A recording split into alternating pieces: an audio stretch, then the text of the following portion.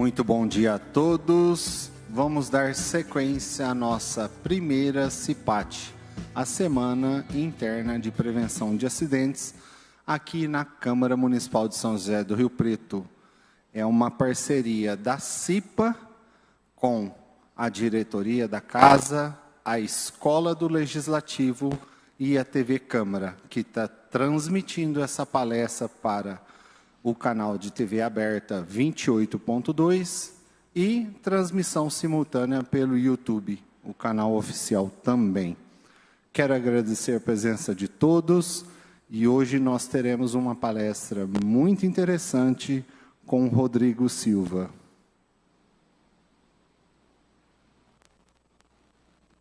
Bom dia, Rodrigo, seja muito bem-vindo. Bom dia, pessoal. Bom dia. O Rodrigo ele é formado em Direito pela Uniban e Contabilidade pela Uninove. Poderia se apresentar para os nossos convidados? Bom dia, pessoal. Um prazer aqui estar com vocês.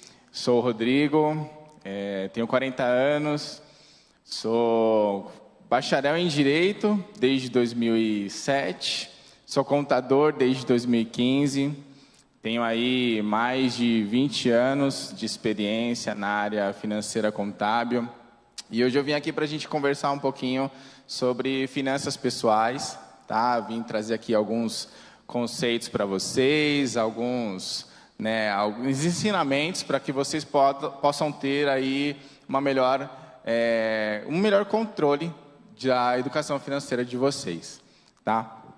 Então, vou dar início aqui para a gente começar a falar um pouquinho sobre finanças pessoais. Eu vou passar aqui também, eu vou apresentar um pouquinho. Aqui eu trouxe a minha família, tá? Eu tenho aqui, sou casado há 15 anos com a Aline Viana e hoje eu quero aqui honrar a vida dela, que ela me capacita, ela me sustenta e ela me dá forças aí para seguir na minha carreira e me impulsiona. E eu sou pai também da Estherzinha e da Júlia, então essa aqui é a minha família. E aí falando também mais um pouquinho sobre as minhas experiências, né? Então, sou bacharel em Direito, sou contador, mais de 20 anos aí na área financeira contábil. A minha especialidade dentro da contabilidade sempre foi na parte de demonstrações financeiras, né? A demonstração financeira ela funciona para empresas de capital aberto, né? Onde as empresas fazem ali um book com os seus balanços e apresentam para os seus investidores para que eles possam ver a saúde financeira da empresa, né? E possam verificar se a empresa é saudável para que ele possa investir o seu dinheiro, né? E com isso eu trouxe aí essa bagagem para dentro da minha atuação atual, né, na qual eu faço a educação financeira e a consultoria financeira. A educação financeira é mais voltada para pessoas físicas, onde a gente vai direcionar as pessoas para que elas organizem melhor as suas finanças, e a consultoria financeira são principalmente para as empresas de pequeno e médio porte, onde os empresários eles têm um pouco mais de dificuldade de fazer aquela divisão entre as suas contas pessoais e da pessoa jurídica, onde ele não consegue fazer direito a um fluxo de caixa, um controle dos seus clientes, né, a negociação com seus clientes, fornecedores. Então, eu atuo nessa questão. E aí eu vou começar falando um pouquinho sobre o quão é importante a gente ter a nossa educação financeira. A educação financeira, primeiro, a gente precisa de compreensão, a gente precisa compreender, né, a nossa situação financeira. A compreensão, então, como que ela faz, né? Você precisa entender o quanto você recebe, quais são as suas fontes de receita, né? Se você é um CLT, você já tem mais facilidade para você identificar a sua receita, porque todo mês vai estar caindo ali o seu salário, combinado com o seu empregador. Agora, se você é um autônomo, você tem uma renda possivelmente variável, né? Então, você precisa fazer aí um acompanhamento melhor das suas despesas, das suas receitas, né? E projetar também ali as suas despesas. Falando um pouquinho sobre, assim, é essencial para todos Isso, essa clareza, essa identificação da receita, por quê? E das despesas também, por quê? Porque muitas vezes, o que acontece? A gente vive numa realidade onde a gente vive além das nossas possibilidades. E muitas vezes, o que acontece? As pessoas acabam utilizando o seu cartão de crédito e o seu limite da conta bancária como um auxílio da sua renda, o que acaba nos levando para uma situação financeira muito ruim. As pessoas acabam não tendo o controle certinho de o quanto que eu preciso gastar, o quanto da minha renda eu posso direcionar para as minhas necessidades básicas, para os meus investimentos nos meus estudos, para a minha reserva de emergência. Então, a gente acaba gastando um pouco mais com necessidades básicas, e eu vou falar um pouquinho sobre isso, de uma divisão que eu gosto de fazer, da renda, e com isso, as pessoas acabam fazendo um mau uso do seu dinheiro, fazendo uma má distribuição da sua renda, e muitas vezes ela acaba também colocando suas emoções e os anseios, de satisfação das suas, como que eu posso dizer, das suas, não é necessidades que eu quero falar, mas é dos seus prazeres momentâneos. Essa é a palavra correta. Porque muitas vezes o que acontece? A gente quer trazer um prazer momentâneo para a gente, às vezes para satisfazer um momento que a gente está vivendo, uma situação de tristeza que a gente acaba passando. Então eu gosto de falar bastante que a nossa relação emocional está muito ligada à nossa situação financeira. Se a gente está saudável com as nossas emoções, muito possivelmente nós também estaremos saudáveis com a nossa relação financeira. Avançando aqui um pouquinho. Então vamos lá. Eu trago assim 4 pilares, na minha mentoria financeira, quando eu falo e quando eu gosto de dar essas palestras, que primeira coisa, a gente precisa ter a clareza, como eu falei. Então a clareza, como que a gente vai fazer? A gente vai listar tudo que são as nossas receitas. Então, se eu sou um CLT, eu vou colocar ali o meu salário CLT. Se eu sou um autônomo, eu vou colocar ali a minha média de recebimento.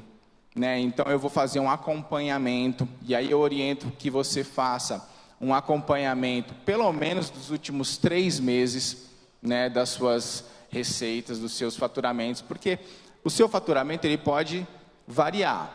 Então, uma média, pelo menos de 3 meses, é o suficiente para você conseguir fazer uma projeção das suas receitas. Esse levantamento pode ser feito também com algumas receitas que são, eu gosto de falar que são extraordinárias. Por exemplo, você tem um bem que você aluga. Então, você vai colocar também essa receita ali para você acompanhar. Ou você tem ali algum investimento que você tem uma renda passiva. Você também vai colocar essa renda para você acompanhar. Então, você vai listar primeiro todas essas receitas. Depois você vai listar também as suas despesas. Ou seja, geralmente, o que eu acabo atendendo nas minhas consultorias?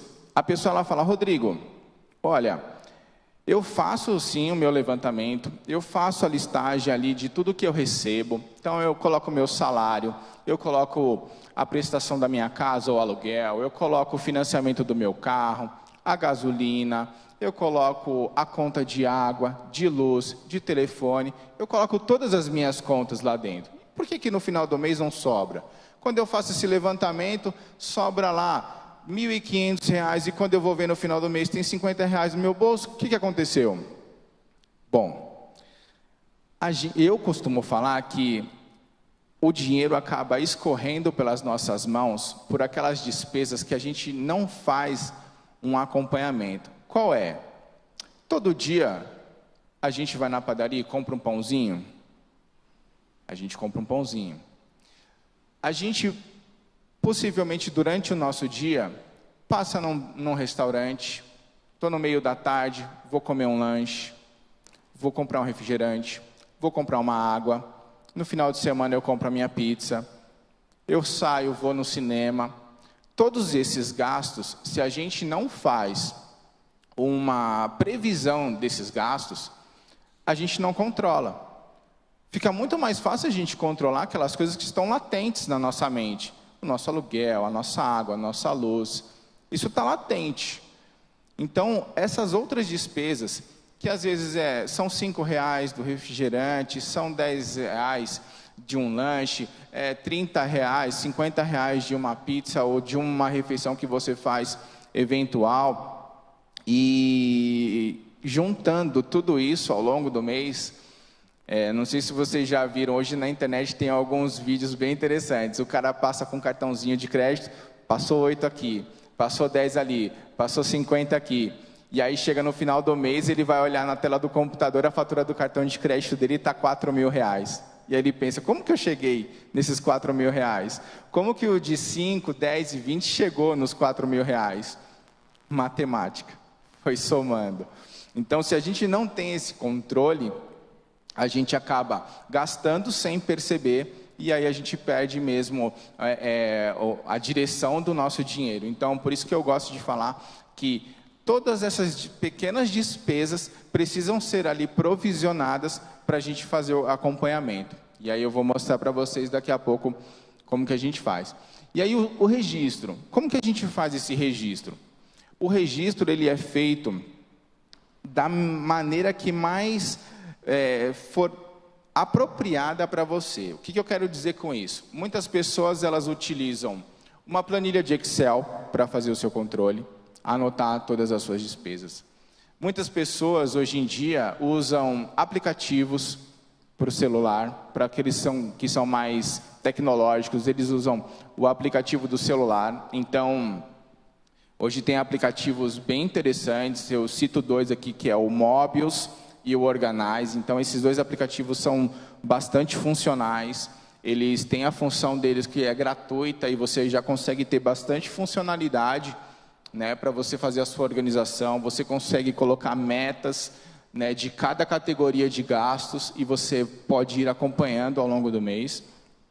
E você tem ali também o seu caderninho. Muitas vezes a pessoa ela não se adapta a um Excel, a um aplicativo, e ela prefere estar ali controlando na ponta do lápis, literalmente. Então, assim, o controle que você vai, a forma que você vai utilizar é a menos importante. A eficácia do controle é que vai funcionar para vocês, tá?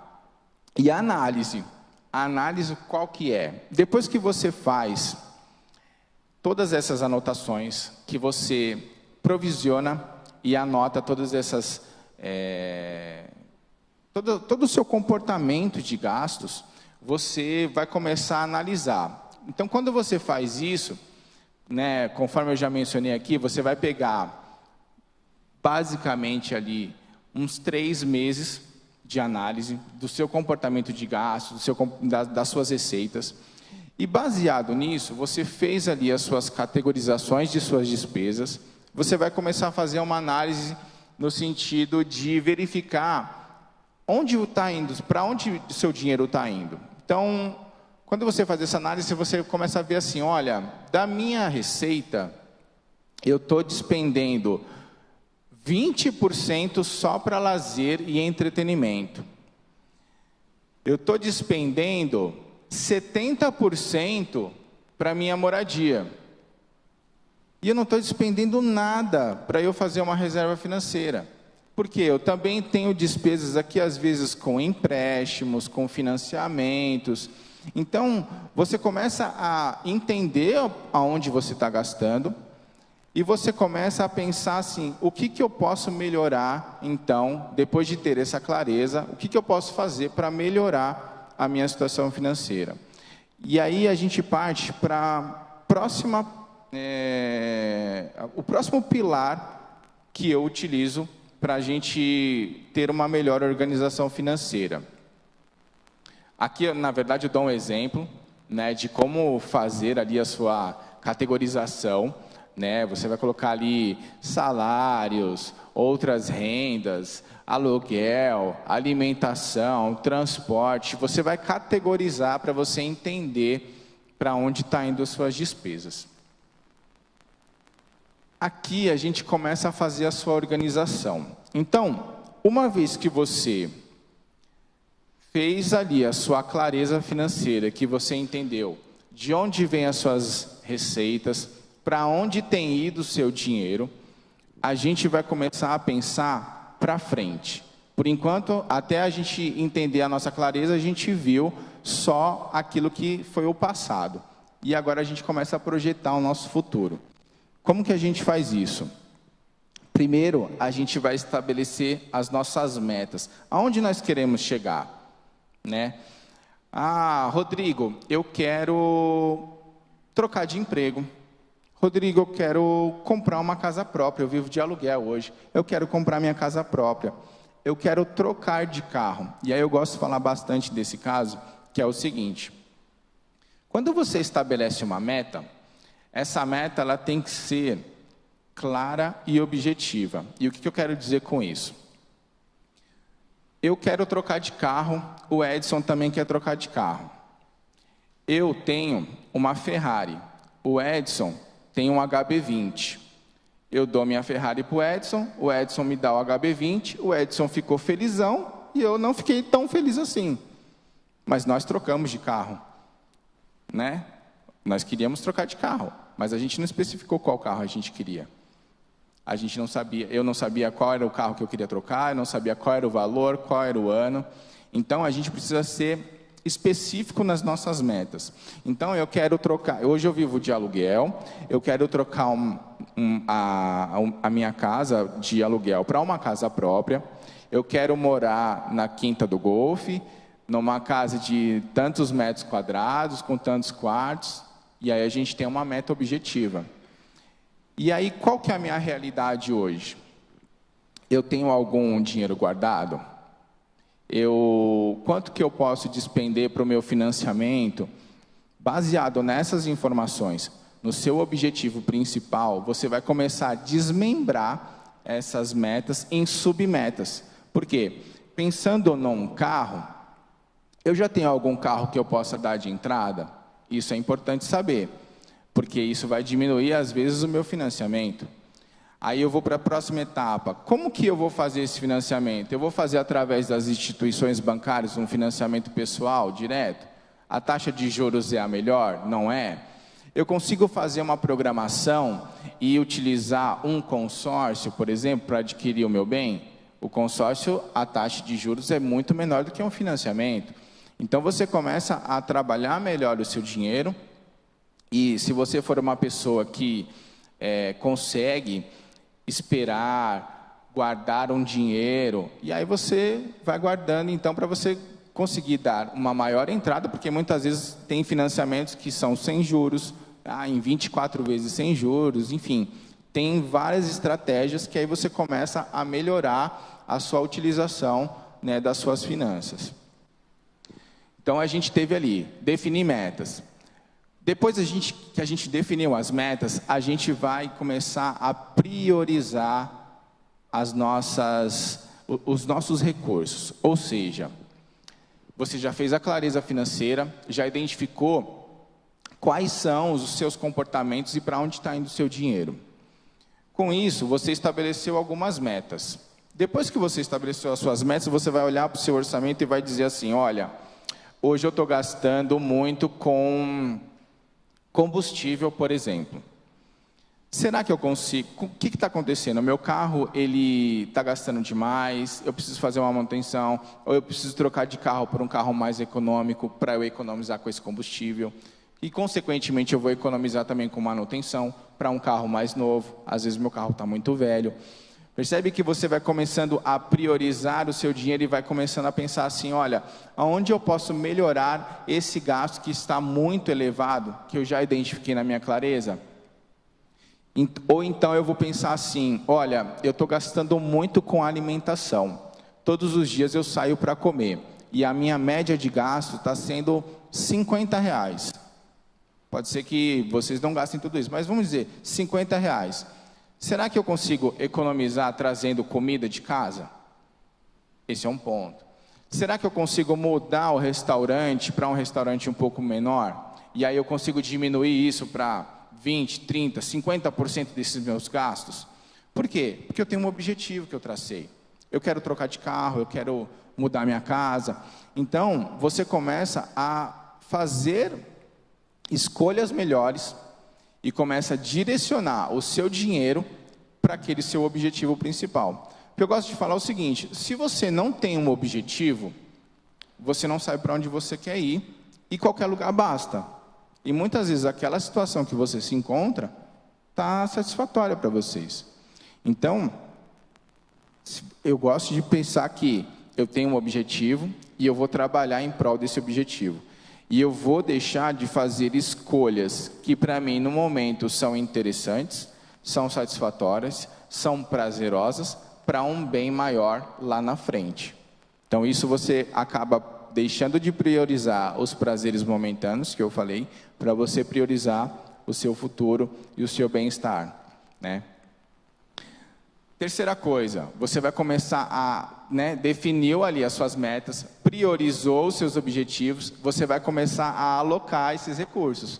Então, eu vou deixar de gastar com aquilo que, para mim, momentaneamente não é interessante e vou direcionar isso para o que eu tenho, de fato, como objetivo. E você vai monitorar. Como que você vai monitorar isso? Quando você faz o seu orçamento, eu gosto de instruir a fazer o seguinte: você vai ter uma coluna de previsão e uma coluna de realizado. E aí eu vou dar um exemplo aqui de supermercado.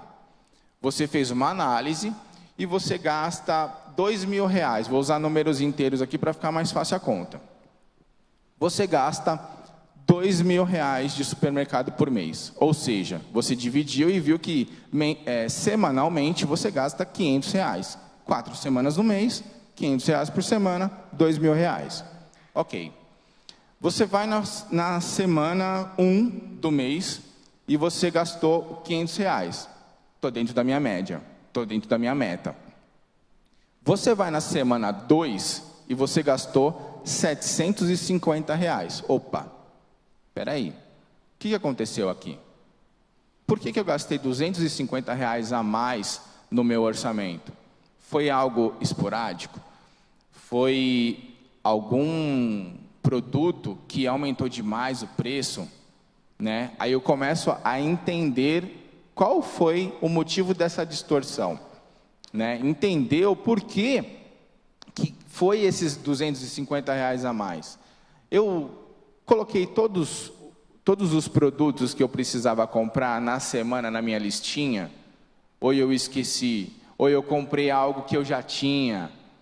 Você percebe? Você começa a fazer esse tipo de acompanhamento quando você faz a sua previsão, quando você anota todos os seus gastos, você vai acompanhando. Você tem ali uma previsão de R$500 por semana, você gastou R$250. Ou seja, poxa, se eu precisava gastar R$2.000 no mês e eu já estou na semana 2 com um déficit de R$250, na próxima semana, na semana 3, eu tenho que ver direito esse meu supermercado. Por quê? Dentro ali da minha previsão, eu preciso gastar R$2.000, senão no final da minha linha lá, eu não vou ter dinheiro para pagar o restante das minhas contas. Percebe? Então, esse acompanhamento vai ser primordial para que vocês controlem o dinheiro de vocês e não sejam controlados por ele. Né? E eu gosto de falar que essa previsão, esse direcionamento, ele tem que ser feito antes do mês começar. Porque fazer direcionamento depois que vocês já gastaram dinheiro, não tem mais o que ser feito.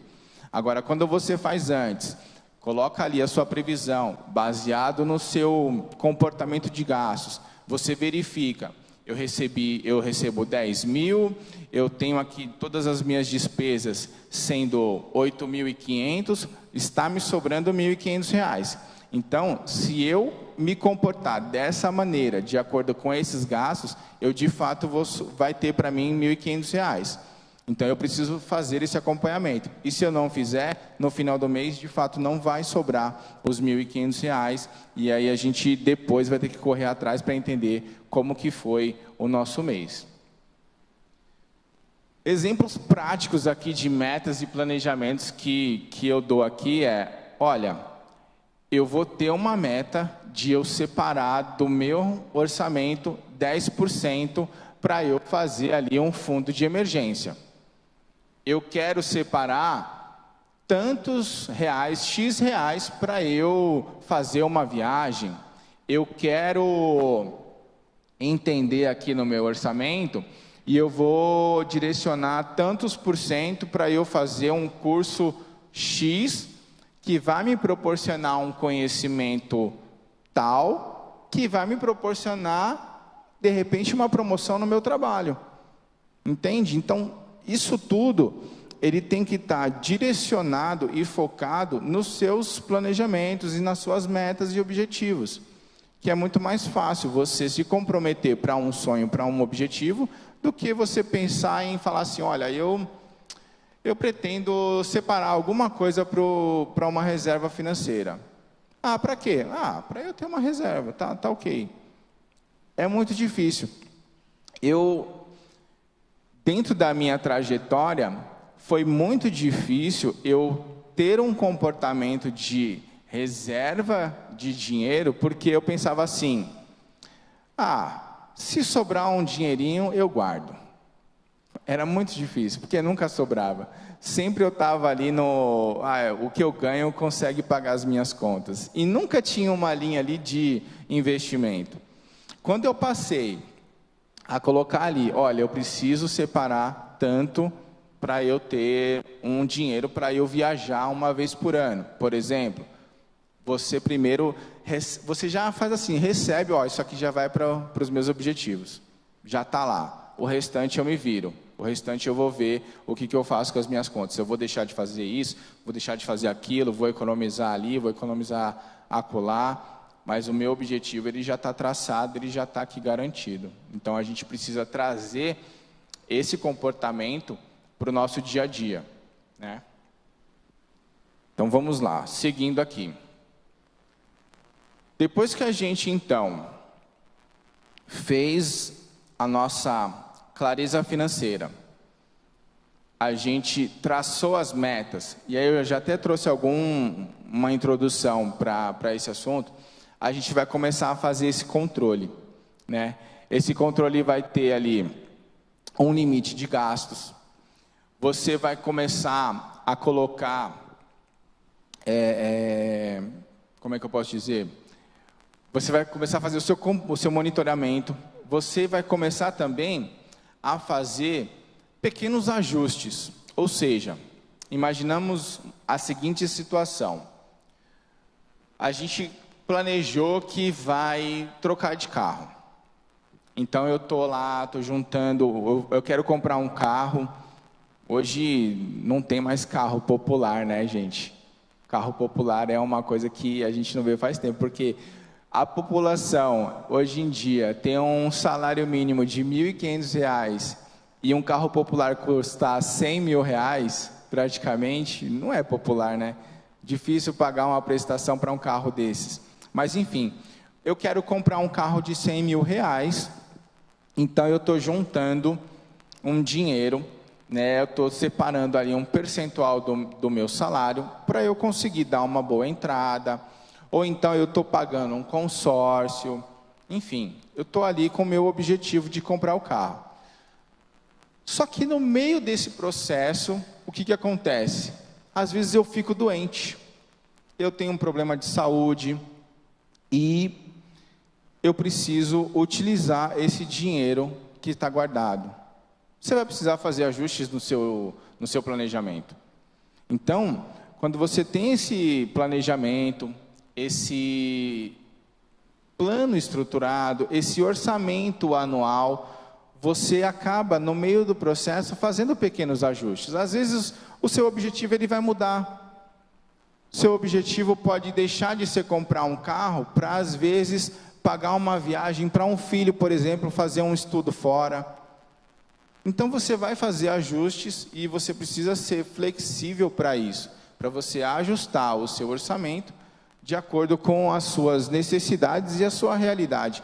Às vezes, também, você pode trocar de emprego. Então, eu ganhava R$10 mil no emprego atual, fui mandado embora, ou a empresa, enfim, mudou e eu não consigo ir junto com ela, eu vou ficar na cidade onde eu estou, e eu vou ter que procurar um novo emprego, e aí eu vou ter que baixar minha renda. Ou seja, todo o seu orçamento vai ter que ser revisto, porque você tinha um padrão de vida para ganhar R$10 mil, por exemplo, e você vai passar a ganhar 7.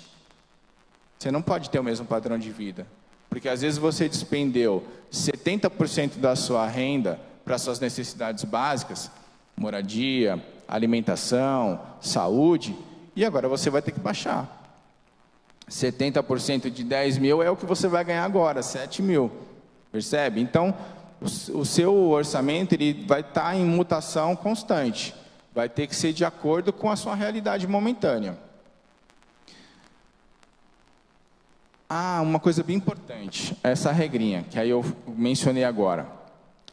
Tem ali em cima, não sei se dá para ver direitinho, é a regra 50, 30, 20. Essa regra eu gosto de utilizar, por quê? Eu gosto de falar que você precisa garantir as suas necessidades básicas. Alimentação, moradia, saúde. E muitas vezes vai ter alguma inclusão ali nessas necessidades básicas que são necessárias para que você, por exemplo, faça renda. O que eu quero dizer com isso? Rodrigo, eu sou um corretor de imóveis. A minha aparência, ela é importante? Quando eu vou fazer um atendimento para um cliente, eu vendo imóveis de alto padrão, dá para eu chegar em um cliente com um potencial de compra de um imóvel de 2, 3 milhões, com um sapato furado, com uma camiseta rasgada, com um carro ruim? Não dá. Então, isso, ele vai fazer parte de uma necessidade básica para que você traga proventos para você. Então, você vai ter que ter uma verba direcionada para você sempre ter uma roupa boa para você utilizar no seu trabalho. Se a sua imagem for importante para você gerar renda. Entende?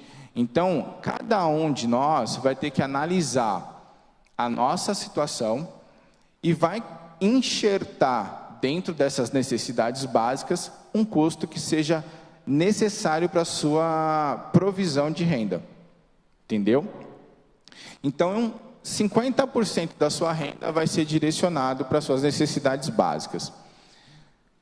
30% ali dos desejos, esses desejos, o que a gente engloba dentro desses desejos? Tudo aquilo que a gente tem de assinaturas, Netflix, academia, Spotify, revistas, às vezes eu tenho uma assinatura de um lugar lá, um portal de cursos que eu faço, tudo isso está dentro de desejos. Os lazeres que eu tenho, restaurantes que eu saio fim de semana, o iFood que eu compro no fim de semana, tudo isso vai estar dentro desses 30%. E 20% eu vou direcionar para a minha poupança. Essa poupança, ela vai englobar os nossos desejos, de ter uma reserva financeira, aquele colchãozinho que a gente vai ter ali, que todos os educadores financeiros falam, você precisa ter 6 meses da sua renda guardada. Muita gente não vai conseguir fazer isso, Então, a gente tem que trabalhar de acordo com a nossa realidade. Às vezes, um mês que você tenha das suas despesas guardadas, já é um grande alívio para você, em um mês que você tenha uma estabilidade financeira, Então, a gente tem que ter, sim, um objetivo, porque eu, na minha linha de entendimento ali de educação financeira relacionada à estabilidade financeira, eu acredito que a gente tem níveis de estabilidade que a gente vai alcançando ao longo da nossa caminhada e que vai nos deixar mais tranquilos financeiramente. Ou seja, a gente pode, de acordo com o nosso padrão de vida, existem cálculos que a gente faz e que vão nos proporcionar alguns estágios de estabilidade. E aí acaba entrando nesses períodos aí de reserva financeira. Então, eu ganho X, eu tenho X de despesa mensal. Então, baseado na minha idade, na minha expectativa de vida, eu vou fazer cálculos que, olha, dentro de... você tendo um cálculo ali de 6 meses, você tem uma estabilidade X. Se você tiver mais tanto tempo, você tem uma estabilidade um pouco maior. Mais tanto tempo, você tem ainda uma estabilidade maior. E tudo isso vai estar relacionado aos seus investimentos também. Por quê? Dependendo de onde você estiver, com essa reserva financeira aplicada, vai começar a te gerar uma renda passiva. Hoje a gente tem produtos financeiros, como fundos imobiliários, por exemplo, que você investe e você tem ali um retorno financeiro, todos os meses, que são os dividendos. Então, dependendo de como estiver o tamanho do seu patrimônio que você esteja construindo, de repente esses rendimentos já começam a pagar às vezes uma conta de água, uma conta de luz, uma assinatura, e aí isso vai te proporcionando a sua estabilidade. Por quê? Não é o seu salário que está pagando mais as suas despesas, mas sim os seus ativos. Entende? Isso que, no meu entendimento, é uma estabilidade financeira. Você não depender da sua força de trabalho para você pagar as suas contas, e sim dos seus ativos, dos seus investimentos. Então vamos lá. Alguém tem uma dúvida? Quer fazer alguma pergunta? Tá tranquilo? Beleza. Dentro desse planejamento e desse controle financeiro, o que eu acabo orientando também os meus clientes, né? Quando o cliente tem dívida, a gente começa a fazer um trabalho para a gente fazer a gestão das dívidas dele. O que a gente precisa fazer? Às vezes o cliente ele chega para mim e fala: Rodrigo, meu Deus do céu, me ajuda. Eu estou cheio de dívida, eu não sei o que fazer. Legal. Quais são as suas dívidas? Cara, eu não sei, nunca parei para pensar nisso. Eu sei que eu tenho um monte de dívida, mas eu nunca parei para pensar nisso. Nunca parei para colocar no papel quais são as minhas dívidas. Então vamos lá, vamos listar. Escreve tudo, todas as dívidas que você tem. Você precisa saber quem são os seus credores, quanto cada credor precisa receber, quais são as taxas de juro relacionadas a essa dívida que você tem com esse credor, quantas parcelas faltam, às vezes, da dívida que você tem, para que você consiga enxergar e ter também aqui maior clareza das suas dívidas. Porque às vezes você pensa, poxa, eu tenho várias dívidas, mas às vezes são dívidas que você deixou de pagar há algum tempo, que você esqueceu, e às vezes a dívida é R$200 de uma conta de celular que se perdeu aí no tempo, foi protestado, seu nome está com restrição no Serasa, no SPC, e poxa, às vezes R$300 é o que está sobrando para você. Percebe? Às vezes você está padecendo aí por falta de conhecimento, por falta de controle de uma coisa que você já poderia ter sanado. Ter aí melhorado o seu score na praça, ter te proporcionado melhores créditos, enfim. É importante que você liste e você entenda exatamente para quem você deve, o quanto você deve e qual é a sua dívida, né? Ou seja, qual a taxa de juros incidente dessa dívida. Por quê? Isso é importante para a gente escolher um método de combate, eu vou escolher essa palavra, de combate a essas dívidas.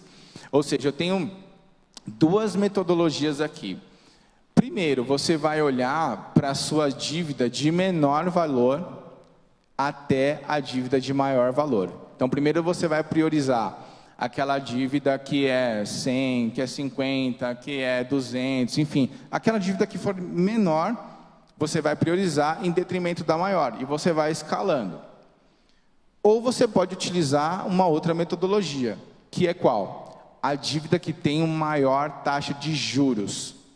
Geralmente são as dívidas de cartão de crédito, dívida de limite de banco. Essas dívidas, elas são campeãs com os juros nas alturas. Então, essas dívidas eu vou dar maior prioridade. Eu vou procurar sanar elas primeiro, para depois ir para as dívidas de menor valor. Às vezes, você está com uma dívida. Vou pegar um exemplo aqui. Eu tenho uma prestação do carro atrasada há 2 meses e que custa R$2.000 a minha parcela. O boleto desse financiamento, ele tem ele tem multa de 2% e juros de 1% ao mês. E eu tenho uma dívida de cartão de crédito de R$1.500. Só que a taxa de juros mensal dessa dívida de cartão de crédito é 7,5%. Qual dívida eu tenho que focar? Percebe?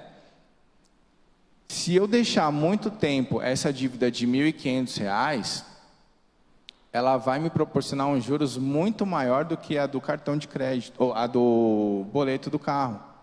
Então, a gente tem que priorizar, a gente tem que entender qual dívida que vai me dar mais dor de cabeça. Se é uma dívida de juros maior ou uma dívida de um valor maior. Às vezes, a gente pode deixar uma dívida de um valor maior em detrimento dessas que têm os juros maior, né? Eu deixo o boleto que é de R$2.000, foco na de cartão de crédito que é de R$1.500, porque senão eu vou ter um juros muito maior. Então a gente começa a enxergar, a gente tem já a clareza das nossas dívidas, a gente vai utilizar e seguir com uma estratégia de saneamento das nossas dívidas, e depois a gente vai passar a negociar as nossas dívidas. Ou seja, vamos pensar o seguinte, eu gosto de falar, quando eu estou falando de dívidas, que quando a gente faz o nosso orçamento e a gente faz aquela divisão de 50, 30, 20, ou pode ser também de 70, 20, 10, isso daqui, esses percentuais, eles são só sugestivos, eles não estão escritos na pedra. Isso aqui você vai adequar de acordo com a sua realidade. Às vezes você não vai ter, por exemplo, condições de você separar 10% da sua renda para você fazer a sua reserva financeira. Às vezes vai ser um valor, mas é importante que você adquira esse hábito de guardar uma reserva financeira. E dentro dessa reserva financeira, quando a gente tem dívidas, o que a gente tem que priorizar nesse momento? Não fazer a reserva financeira, mas fazer um fundo de quitação. Por quê? Porque quando nós temos dinheiro na mão, a gente não tem poder de barganha. Quando você está com dinheiro na mão e você vai numa loja, você não consegue pedir desconto, você fala, se eu pagar à vista, quanto que você me dá de desconto? Você está com poder de barganha e de negociação maior do que você chegar na loja sem dinheiro e você falar, olha, em quantas vezes você parcela isso para mim? Ah, eu parcelo em até 18 vezes, mas aí tem os juros da maquininha. Percebe? É menor o seu poder de barganha e de negociação. Então, eu falo para, quando a gente tem dívidas, aquela porcentagem, aquele valor que você vai separar, né, para os seus investimentos, para as suas poupanças, ele na verdade vai ser uma criação dessa reserva de quitação. Para quê? Para que no momento oportuno, depois que você identificou suas dívidas, escolheu uma estratégia para você fazer esse saneamento, você vai começar a procurar os seus credores para você negociar essa sua dívida. Porque às vezes você fez um ajuste no seu orçamento, vou dar um exemplo hipotético aqui. Você fez um ajuste no seu orçamento. sobrou R$ 1.500 do seu orçamento e você vai pegar esses R$ 1.500 e vai trabalhar suas dívidas. Você tem 3 dívidas. Essas 3 dívidas estão separadas em 3 dívidas de 1.000. Você tem 1.500 que você sobrou. 2 dessas dívidas, R$2.000, eu tenho plena certeza de que se você chegar para os seus credores e fizer uma oferta de um valor menor do que R$1.000, ele vai aceitar com pagamento à vista. Você chegar para ele e falar: ô João, aqui da loja Joãozinho Vestuário, eu estou te devendo R$1.000. Se eu te pagar R$700 agora à vista, você aceita a gente fechar esse acordo aqui e a gente sana essa dívida? Eu duvido que ele não aceite. Vai ser muito difícil ele não aceitar. Talvez ele estique um pouquinho a corda para ele, para não ficar nem para mim, nem para ele, mas ele vai fechar por um valor menor. Porque muitas vezes esse valor para ele já está perdido. Dependendo do tempo que você está ali com essa dívida, para ele já deu como perdido esse dinheiro. Na administração dele, ele já provisionou aquilo ali para perda. Então, qualquer coisa que ele receber, para ele é lucro. Entende? Então, quando você tem esse poder de barganha, né, você tem maior poder esse dinheiro à vista, né, você tem maior poder de negociação. Então, por isso, você acaba, nessa fase aqui da sua gestão de dívidas, você acaba tendo um poder maior, né, quando você tem dinheiro. Depois você vai fazer aqui o pagamento consistente. O que é o pagamento consistente? Quando você faz um acordo com qualquer credor ou qualquer instituição, imaginamos o seguinte: você se enrolou com o seu banco, você criou ali uma dívida de R$60.000 com o banco. Esses R$60.000, ele está incluso cartão de crédito, empréstimo pessoal, alguns produtos que, enfim, você adquiriu lá e você acabou não honrando com os pagamentos, e essa dívida, ela ficou em R$60.000. Você chega no banco e você vai negociar essa dívida. O banco te deu desconto, ele falou: olha, desses R$60.000, a gente está com uma oferta que você vai pagar, a dívida vai ser R$18.000 e você vai pagar ela em 60 parcelas de tanto, R$200, R$300. Aí você fala: olha, fiz um negócio, a dívida, eu peguei um desconto na dívida e eu vou pagar ela em 60 vezes. E essas 60 vezes cabem no meu orçamento. Legal. Você pagou 10 parcelas dessas 60 que você devia nesse novo acordo. Se você deixar de pagar 2 parcelas desse acordo, muito provavelmente você vai perder o acordo que você fez e a sua dívida vai voltar para o patamar que era antes, dos R$60.000. E todas essas 10 parcelas que você pagou foram para o ralo. Ou seja, pagar consistentemente aquilo que você fez de acordo é muito importante. Porque senão você acaba nadando e morrendo na praia. Por conta disso. Por conta de você não honrar com esses compromissos e com essa estratégia que você usou para a quitação das suas dívidas. Estamos indo para a parte final aqui da nossa palestra. E aí eu trago aqui algumas dicas para que vocês usem ali no seu dia a dia, né? A gente já falou que a gente precisa ter clareza financeira.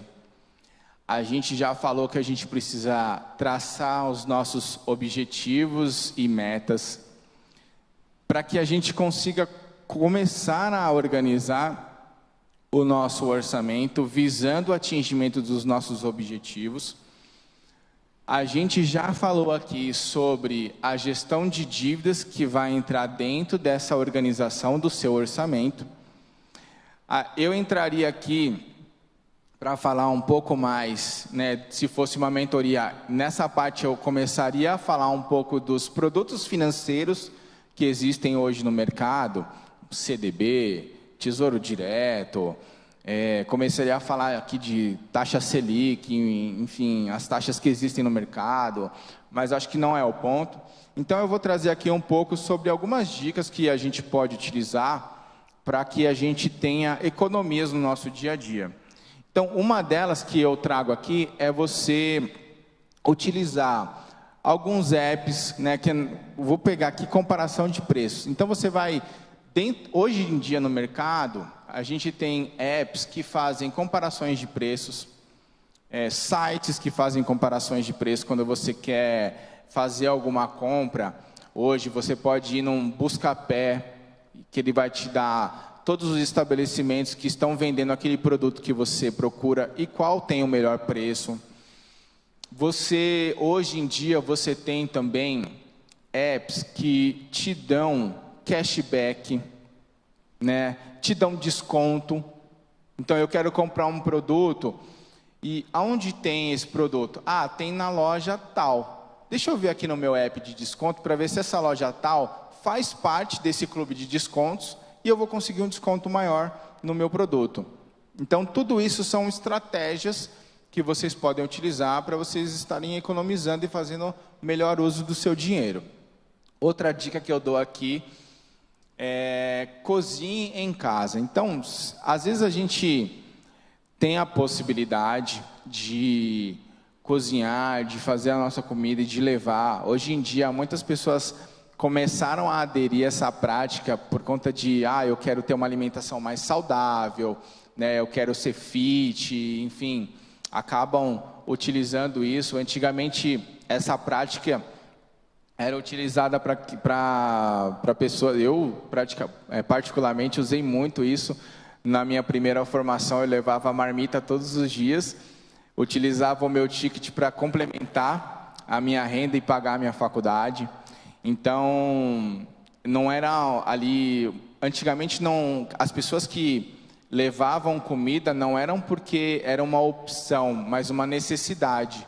Hoje as pessoas estão fazendo por opção. Eu quero optar por levar a minha própria comida, para enfim, os meus temperos, que são mais saudáveis, etc. Enfim, hoje em dia tem mudado essa concepção. Então, para quem tem essa vontade e essa opção, é uma forma de você economizar. E o transporte inteligente. Quando a cidade proporciona um transporte bom, um transporte público eficiente, é a melhor forma. Você economiza tempo e dinheiro, né? Você deixa de gastar ali... Tem pessoas que gastam hoje em dia R$700 de combustível por mês. Então, essa seria uma economia, porque no transporte público você provavelmente gastaria menos do que isso. Então, é uma forma de você também economizar. E aqui eu trago aqui alguns pontos, né, que assim, pequenas mudanças no seu dia a dia vão fazer a diferença para vocês. Então, se hoje você não controla o seu dinheiro, comece a anotar todos os seus gastos, né? Porque muitas vezes você está numa situação financeira ruim e você pensa, poxa, eu não vou conseguir sair dessa situação. Só que eu gosto de falar o seguinte: quanto tempo levou para você chegar nessa situação de instabilidade financeira, de problemas financeiros? Foram muitos anos, muito provavelmente, ou meses, que foram sendo ali, várias atitudes, mês a mês, que foram levando você para essa situação. Então, não vai ser da noite para o dia também que você vai sair dessa situação. Você precisa mudar as suas atitudes, e essas pequenas atitudes, ao longo do tempo, tendo esse processo, vai fazer com que você saia dessa situação financeira e você organize a sua situação financeira. O aprendizado contínuo, ele é primordial, porque quanto mais vocês procurarem se se munir de conhecimentos de finanças, conhecimentos de alimentação, conhecimentos de saúde, de tudo, vocês serão, vamos dizer assim, menos enganados por pessoas que estejam querendo fazer, enfim, propaganda enganosa com relação a um produto, a uma solução financeira. Então, se vocês entenderem, por exemplo, como que funciona, vou pegar aqui um exemplo financeiro, como que funciona um tesouro direto, um CDB, um fundo imobiliário, vocês, quando chegarem lá no banco de vocês e forem querer fazer uma operação financeira, vocês não vão aceitar qualquer produto. Vocês não vão aceitar o produto que às vezes o banco esteja oferecendo porque é um produto melhor para ele, mais rentável para ele, mas não tanto para você e para a sua estratégia. Entendeu? Então, quanto maior for a sua absorção de conhecimento, melhor para vocês. A persistência. Eu gosto de falar da persistência, por quê? Porque muitas vezes no meio do processo da sua organização financeira, terão situações onde você vai tropeçar, você vai cair e você vai pensar muito em desistir e falar, esse negócio não é para mim, eu vou chutar o balde, vou pegar um empréstimo no banco e vou quitar isso daqui. E às vezes não é a melhor estratégia, às vezes não é o melhor caminho.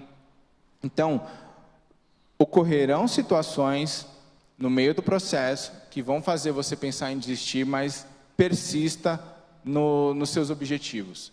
Né? A gente, no meio do caminho, tem sim adversidades, mas a persistência vai fazer com que a gente consiga chegar nos nossos objetivos financeiros e celebre cada conquista. O que eu quero dizer com isso? Poxa, você está vindo de um período onde você não consegue economizar nem 10 reais. Qualquer economia que você fizer é motivo de conquista. Não pense, poxa, mas eu só economizei 10 reais esse mês. Mas, cara, no mês passado você estava devendo 100, 200. Nesse mês sobrou 10 reais para você. Celebre. Isso vai te motivar a você continuar, a você persistir, a você, enfim, conseguir atingir aí os seus objetivos.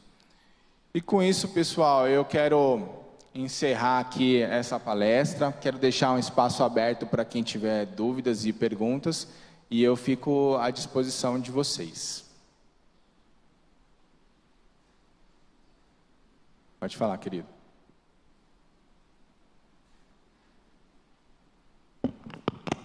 Rodrigo, né? Rodrigo, a minha pergunta, sei que sai um pouquinho do planejamento, né, da palestra que você deu, mas eu não posso perder a oportunidade de perguntar. Você tem 20 anos de expertise aí, né? Se você fosse falar para alguém assim, ó, uma pessoa leiga, tá? Que também não quer se aprofundar em relação a os 20% que eu estou guardando. Em poucas palavras, você falaria o que para a pessoa? Ó, faça isso com dinheiro. Sem adentrar em implicação, mas para uma pessoa leiga falar assim, ó, faça isso que vai dar certo. Estou falando do que eu guardo, por exemplo. Bom, o que eu falaria para essa pessoa? Primeiro você precisa entender a sua real situação. Porque eu não posso virar para uma pessoa que ganha um salário mínimo e ela tem várias outras despesas e falar que ela precisa guardar 10%, 20% do salário dela. Às vezes ela não tem condições disso. O que eu falaria para ela é: pense na sua realidade e comece a guardar nem que seja 10 reais por mês, para que você obtenha esse comportamento de guardar o dinheiro. Porque primeiro você tem que adquirir esse comportamento, adquirir essa constância. Depois você vai aprimorando isso, porque você só aprimora aquilo que você começa a fazer. Entende? Então, eu comecei com 10 reais e eu ganho 1.500 reais, que é um salário mínimo. Mas, ao longo do tempo, eu posso melhorar o meu salário, e eu já tenho esse comportamento de guardar dinheiro. Eu já estou fazendo uma melhor gestão do meu dinheiro, eu já estou aplicando uma gestão, uma divisão do meu dinheiro das minhas necessidades básicas, dos meus desejos, e aí eu já consigo fazer uma melhor gestão e uma melhor escolha para essa reserva. Se eu já tenho esse comportamento, eu posso melhorar. Eu não preciso continuar, muitas vezes, guardando só R$10. Eu posso melhorar e deixar de ter prazeres momentâneos e guardar um pouco mais. Entende? Então, primeiro você precisa adquirir esse comportamento de guardar, de pensar no seu futuro. Porque o guardar dinheiro é simplesmente você pensar no seu futuro, você pensar numa adversidade futura que você possa ter. Se você não começar agora, você nunca vai ter lá na frente. Entende? Então, se você pensa assim, olha, Rodrigo, eu ganho pouco. Como que eu faço? Comece com alguma coisa. Comece a ter esse hábito. Seja R$5, seja R$10, seja o quanto você puder guardar, mas adquira esse hábito. Se hoje você não tem, adquira esse hábito. Eu acho que essa é a palavra-chave. Adquirir o hábito. Se você não tem, adquira o hábito, independente do valor que você vai guardar. Respondido? Mais alguém?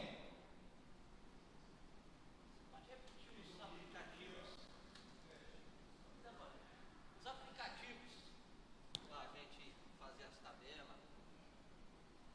Você quer uma indicação de aplicativo? Você falou aquela hora, eu não anotei. Eu tenho 2 aplicativos que eu costumo indicar. Mobius e Organize. É Organize com 2 Es. Esses 2 aplicativos eu indico. Eu tenho clientes que utilizam os 2. Eles são ótimos para a gestão das suas finanças. Eles têm conectividade com o seu banco. É muito legal. Quando você faz o login no aplicativo, ele já traz as suas operações financeiras do banco. E aí você vai só categorizar as suas despesas. Eles são muito funcionais. Tá bom? Mais alguém? Pode falar, querido. Rodrigo, questão de investimentos, né? Sei que hoje, assim, na verdade hoje não, né? Sempre é uma variável, né? Sempre muda muito, né? Mas assim, na atualidade, o que você acha que é interessante em questão de investimento seguro? Eu sei que nada é comparado, por exemplo, em segurança como uma poupança, né? Mas algo que seja assim mais concreto, mais garantido e que não entre já numa área de investimentos de grande risco, né? Porque eu sei que já foi muito falado de você tem que investir em algo que te dê 1% ou mais. Mas pelo que eu tenho visto, isso é uma realidade que hoje é só para quem realmente estuda muito, se aprofunda e sabe como investir. Porque para nós que não somos da área, para nós que não estudamos sobre isso de forma constante, é um risco muito grande entrar nesse setor, né? Assim, mergulhar de cabeça. Então, para quem tem um dinheiro para investir e quer investir de forma um pouco mais segura, o que seria indicado e qual que é o retorno? Sei lá, 0,8? Já é uma coisa muito boa? Ou já também está fora da realidade isso? Olha, hoje em dia, a gente tem vários produtos financeiros que são seguros, principalmente pensando nesse perfil mais conservador de investidor, que não quer correr risco. Então esse investidor ele não vai para uma bolsa de valores comprar ações de empresas, né? Ele não vai comprar muitas vezes fundos imobiliários, que são investimentos que têm o seu certo risco, que têm as suas variações no mercado. Esses investidores eles vão acabar indo para produtos como CDB, como Tesouro Direto, que são investimentos que na maioria deles, tem a sua renda pré-fixada, então você já sabe o quanto vai render o seu dinheiro. Então, um exemplo, pode ter um CDB a 100% ou 110% do CDI, então você já tem uma taxa ali pré-fixada, né? Então o CDI vai estar uma taxa de X% do seu investimento, então você já sabe que esse investimento vai estar 110% desse, vamos pegar 7%, um exemplo, vai estar 110% desse 7%, e você, se você colocar o seu dinheiro hoje, daqui tanto tempo, você vai resgatar esse percentual dessa, né, dessa sua aplicação. Então, esse vai ser o tipo de investimento que você vai acabar se enveredando, né? Você vai acabar indo, porque eles são investimentos que são seguros, que eles são, sabe, eles são certos, eles são pré-fixados, eles não vão te dar dor de cabeça, entendeu? Então, se você entra hoje em instituições como Itaú, Santander, Nubank, C6, a maioria dos bancos, eles terão produtos nesse sentido, CDBs do próprio banco, que são seguros. E hoje também a gente tem o fundo, né, do Banco Central que garante aplicações até, se eu não me engano, R$200 mil de aplicação, esse 250. É isso aí. Eu achava que eram os 200, mas é 250. Então, o Banco Central, ele já te garante, né, por cada instituição, esse montante. Então, assim, e a maioria dos investidores que são conservadores, eles vão optar por essa estratégia de investir até o limite que o banco vai garantir, justamente porque ele tem medo de dar errado, entende? Então, assim, eu não vou colocar o meu dinheiro no lugar em que possa ter um risco maior com medo de perder. Então, eu vou usar essas estratégias, eu vou usar os limites possíveis para que eu tenha essa garantia de volta, entendeu? Ter o meu retorno do meu dinheiro, e geralmente vai ser esse tipo de investimento. É CDB, Tesouro Direto, entendeu? Acho que, não sei, talvez letra de câmbio, talvez seja também uma opção que esteja dentro desse perfil, mas vai estar por aí. A poupança hoje, sim, se não tiver melhorado, mas ela está muito abaixo desses investimentos, o rendimento delas.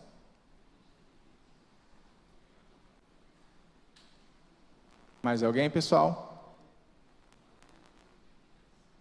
Legal, eu agradeço aí a oportunidade, agradeço o tempo de vocês e, enfim, eu fico à disposição aí, caso vocês tenham dúvidas. Eu acho que o Edson vai passar aí minhas redes sociais depois, aí vocês podem entrar em contato comigo através das redes sociais, viu?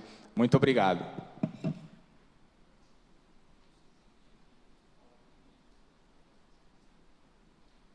Pessoal, vou complementar um pouco, né? Que eu também gosto dessa área, né? Tem algum tempo que eu invisto um pouco do meu tempo no conhecimento, e aí, se você me permitir, eu vou fazer uma colocação. Nosso amigo que lhe perguntou a respeito de investimento, ele reserva 20%, vai depender muito dos seus objetivos. Do pouco conhecimento que eu tenho, a gente entende que é individualizado. Tem essa questão de perfil de investidor, como o colega citou, às vezes é um investidor mais conservador, ele não quer correr tantos riscos. Se é uma pessoa um pouco mais arrojada, que está disposta a ir para o mercado financeiro, para uma bolsa de valores, fazer investimentos, né, mais arriscados, então é preciso fazer uma consulta com um profissional, identificar o seu perfil de investidor, os seus objetivos. É muito importante, porque você vai traçar vários objetivos de curto, médio e longo prazo. Então, um longo prazo, por exemplo, para uma aposentadoria de daqui 25, 30 anos, é um valor, é um risco que você pode correr mais. No meu caso, que estou com 39 anos, pai de família, tenho filhos, eu não posso correr tanto risco. É diferente de uma pessoa que tem 20 anos, por exemplo, se der errado, em 5, 10 anos ele consegue recuperar. E também aliado a todo esse perfil. Então é importante realmente entender você, procurar uma pessoa qualificada, te passar essa orientação. Você vai falar assim, mas uma consultoria é caro. É muito barato perto daquilo que você pode perder tempo e dinheiro, né? Então, conhecimento, ele é muito importante para a gente conseguir. Eu falo que você atalha o caminho. O conhecimento, ele te ajuda muito nessa parte. Aprender a duras pedras é muito mais difícil. Então, é com muita alegria que eu trago o Rodrigo aqui, né? A gente se encontrou num outro grupo de negócios e a gente teve uma boa conversa. Ele passou segurança, passou muito conhecimento nesse encontro. Veio aqui, deu essa brilhante palestra para a gente, todo esse conhecimento, né? Para nós, funcionários, colaboradores aqui da casa e também para a comunidade. Então, eu fico realmente muito feliz e agradeço muito, né, a sua disposição, ter vindo aqui e ter passado esse conhecimento dividido com a gente. Então, salva de palmas para o nosso palestrante aqui hoje.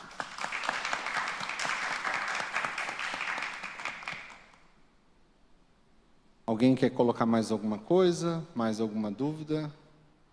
Então, se vocês quiserem procurar o Rodrigo, né, as redes sociais dele, você pôs alguma coisa? Tem alguma? Não? É?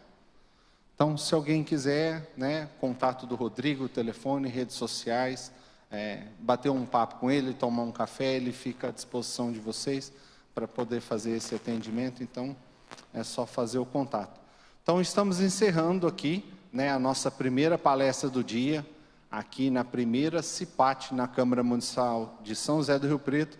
Eu queria agradecer a presença de todos, né, a todos os ouvintes que nos ouvem, nos assistem